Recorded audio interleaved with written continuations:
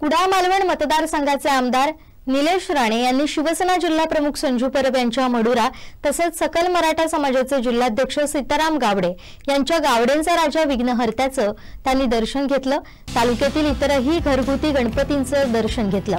यावेळी शिवसेना जिल्हा प्रमुख संजू परब, झेवियर फर्नांडिस, बंटी पुरोहित, सत्यवान बांदेकर, क्लेट्स फर्नांडिस, दत्ताराम परब आणि बाळू गावडे उपस्थित होते।